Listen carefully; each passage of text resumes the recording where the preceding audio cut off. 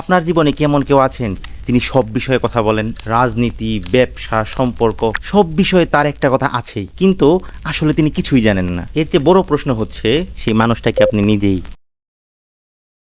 1995 সাল, America.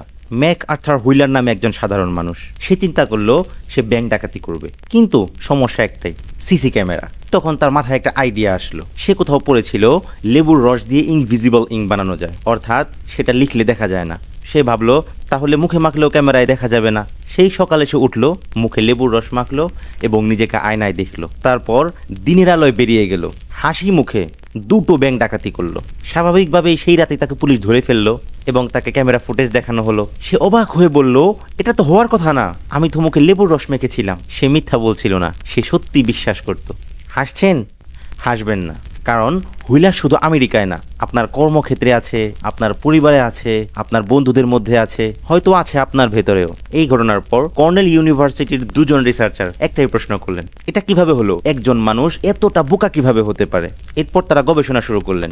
David Dunning এবং Justin Kruger, তারা রিসার্চে যা পেলেন, যে মানুষ যত কম জানে সে তত বেশি কনফিডেন্ট। এটি কিভাবে হয়? একটি কূপের কথা ভাবুন।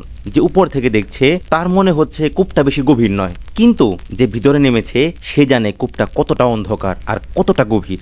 জ্ঞানও ঠিক একই রকম। যে কম জানে সে উপর থেকে বলে আমি সব জানি, যে সত্যি জানে সে বলে আমি যতটা নেমেছি আমি ততটা দেখেছি কূপটা আসলে কতটা গভীর। হুইলার লেবুর রস সম্পর্কে এতটাই কম জানতো যে ভুল বোঝার ক্ষমতাই ছিল না। হুইলার বোকা ছিল তাই এটা করেছিল, এটা ভাবলে ভুল করবেন। আমাদের সবার মধ্যেই হুইলার আছে, হয়তো রাজনীতি নিয়ে, হয়তো সম্পর্ক নিয়ে, নয়তো ব্যবসা নিয়ে। আমরা সবাই কোথাও না কোথাও লেবুর রস মেখে বেরিয়ে যাই। সবচেয়ে বিপজ্জনক মানুষ সে না যে জানে না, বিপজ্জনক সে যে জানে না যে সে জানে না। এই ভিডিওটি দেখে আপনি হয়তো ভাবছেন ভিডিওটি আমার জন্য নয়, হুইলারও ঠিক এটাই ভেবেছিল।